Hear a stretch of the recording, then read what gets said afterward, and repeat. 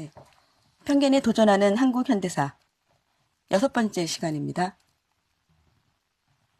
건국은 되었으나 1948년 8월 15일 대한민국이 세워졌다.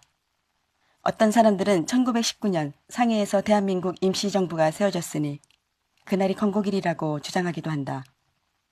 나라를 빼앗겨 외국으로 떠도는데 임시정부만 세우면 건국이라니 참 독특한 발상이다. 발상과 선언만으로 나라가 세워지지는 않는다. 그건 그냥 임시정부일일 뿐이다. 강복절과 해방이 혼동되기도 한다. 그러니까 1945년 8월 15일을 강복절로 알고 있는 사람이 의외로 많다. 1945년 8월 15일은 일본이 패망한 날이지 그 덕에 조선이 일제히 식민 통치에서 해방된 날이다. 해방된 직후 우리는 미군정의 지배를 받았으며 우여곡절 끝에 대한민국이라는 명찰을 가슴에 달게 된다. 그래서 대한민국 정부 수립일인 1948년 8월 15일은 강복절이자 건국일이다. 해방, 광복, 건국에 대한 용어 정리가 필요하다. 신생 대한민국의 가장 큰 골칫거리는 반민족 행위자를 처벌하는 일이었다. 이른바 친일파 문제다. 재헌국회는 재헌헌법 제101조에 이 헌법을 제정한 국회는 1945년 8월 15일 이전에 악질적인 반민족 행위를 처벌하는 특별법을 제정할 수 있다고 명시하고 있다. 이를 토대로 반민족 행위 처벌법이 통과된다. 국회는 김상돈을 부위원장으로 하는 반민족 행위 특별조사위원회를 구성했다. 반민특위는 초반에는 기세등등했다. 맨 처음 화신백화점 사장 박흥식을 체포하는 것을 시작으로 3.1운동 당시 민족 대표 33인 중에 하나였던 최린, 최일경찰, 노덕술, 소설가 이강수, 역사학자 최남선을 검거한다. 그 정도까지였다. 현실적인 한계에 봉착한다. 우리 힘으로 독립을 하지 못했기 때문이라는 교과서적인 설명이 틀리지는 않았으나 불충분하다. 문제는 무엇보다 일제 시기가 너무 길었다는 것이다. 가령 4년이나 나치에게 점령당했던 프랑스에서는 1000명 넘게 사형을 선고했다. 그런데 184년 동안 영국의 지배를 받아온 인도에서는 독립 직후 친형파 청산을 했던가? 못했다. 우리는 그 중간이다. 하다 말았다. 독립 직전까지는 해외로 떠돌아 국내 친일 세력과 별 이권 관계가 없는 이승만 대통령은 왜 친일 청산에 적극적이지 않았을까?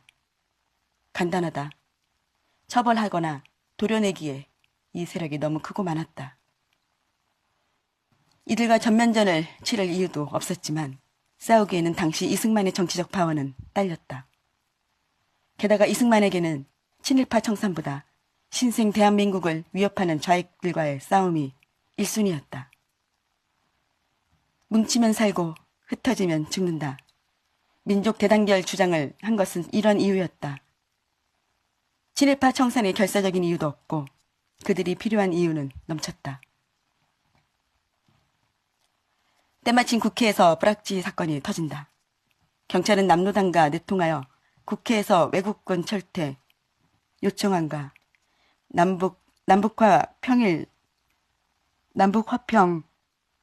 남북화평 통일안을 통과시킨 혐의로 국회 부의장 김약수와 13명의 국회의원을 체포한다. 체포된 13명 중에는 반민특위에 주도적으로 활동하던 국회의원 3명이 포함되어 있다.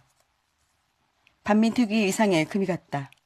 이런 가운데 반민특위 특별경찰대는 경찰 간부 3명을 체포했고 이에 반발한 경찰은 반민특위의 사무실을 습격한다. 경찰은 반민특위의 특별경찰대를 무장해제시키고 관련 서류를 강탈했다.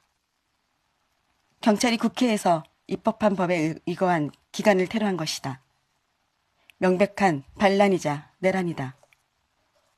이승만은 이 부분만큼은 확실히 했어야 했다. 어쩌면 좋은 기회였다. 습격자들을 모조리 잡아넣어 대통령의 영을 세우고 나라의 기강이 살아있음을 국민에게 몸으로 보여준 뒤 그리고 그 다음에 온건한 친일청산 설득을 하더라도 했어야 한다. 경찰의 반민특위 습격에 이승만은 침묵했다. 정부는 반민특위 기한을 1년으로 단축하는 법안을 국회에 상정했고 국회는 이를 받아들였다. 반민특위는 1949년 8월 말에 해산한다. 그럼 북한은 어땠을까? 철저하게 했다고는 하지만 그렇게 많이 죽이지는 못했다. 친일파라는 것이 기본적으로 테크노크라트다. 다 죽이면 행정이 돌아가지 않는 문제가 생긴다. 산에서 총만 쏘다가 내려온 사람들이 그 역할을 했다가는 망하기 십상이다. 다음은 해방 이후 김일성 정권 주요 인사의 명단이다. 김영주, 김일성의 친동생. 나중에 권력 서열 2. 장형근, 북한인민 임시인민위원회 사법부장. 강영욱, 북한인민회 상임위원장. 네, 좀 생략하겠습니다. 비난이라고 쓴 게 아니다. 이게 식민지의 현실이다. 하다못해 동사무소 등본도 발급해본 적이 있는 사람이 하는 법이다. 참고로 이승만 정부의 내각 구성은 다음과 같다.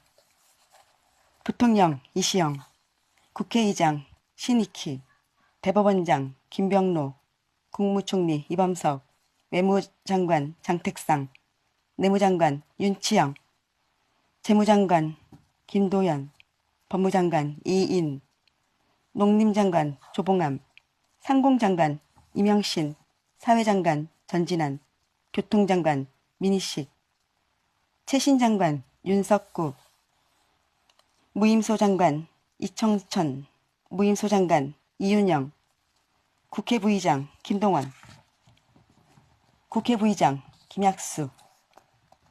칭찬하라고 쓴 게 아니라 이분들 역시 친일 혐의로부터 완벽하게 자유롭지 않다. 친일 청산이란 건 혹시 개념으로만, 머릿속으로만 가능한 일이 아닐까? 제대로 친일 청산을 하려면 아예 그 시기, 역사를 우리 역사에서 지워버리는 수밖에 없을 것이다. 일제치하에서 관직에 있던 사람이면 실은 다 친일파다. 학교에 있던 사람도 다 친일파다. 당시 현실에 적응하며 살았던 사람은 다 친일파다. 일제치하에서 전 조선민중은 안중근이나 윤봉길이나 유관순이 아닌 이상 친일의 혐의는 다 가지고 있다. 김성수 동아일보 사장, 방은모 조선일보 사장은 때로는 일본에 협조하면서 때로는 민족의식 고취에 앞장섰다. 이들은 친일파일까? 힘이 없어 나라가 망해놓고 그 모든 책임을 구성원들에게 돌리는 것이 가장 가능하고 타당할까? 친일 청산이 현실적이고 어려웠다는 것, 그리고 알려진 바 혹은 선전하는 것처럼 북한도 친일 청산에는 그다지 신통치 않았다는 사실만 명확히 하자.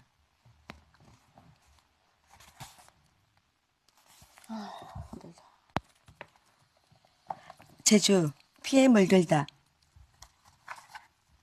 제주 4.3 사건 진상규명 및 희생자 명예회복위원회의 진상조사 결과에 의하면 당시 제주도의 상황은 해방으로 부풀었던 기대감이 점차 사라지고 미군정의 현지 이해 부족으로 인한 불만이 서서히 확산되는 분위기였다. 약 6만 명에 이르는 귀한 인구로 대규모 실직 사태, 생필품 부족, 전염병, 대흉년에 미국 정책의 실패 등 여러 악재가 겹쳤다.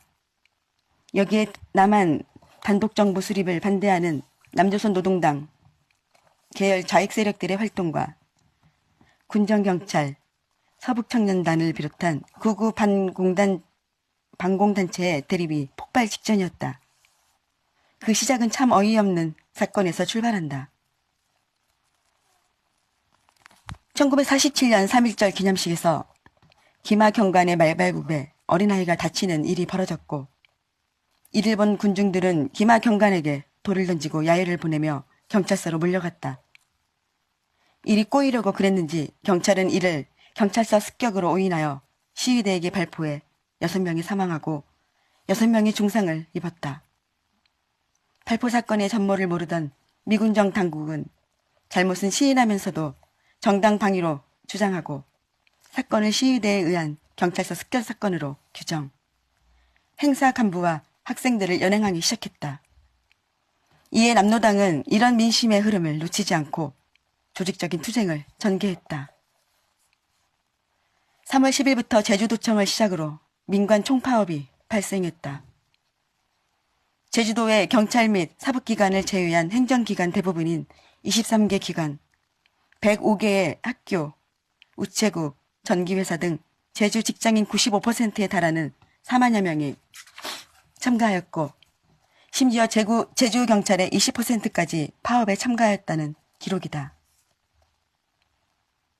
경찰은 3월 15일부터 파업 관련자 검거에 나섰고 이 과정에서 3월 17일 수감자 석방을 요구하는 군중에 또다시 발포하는 사건이 일어난다.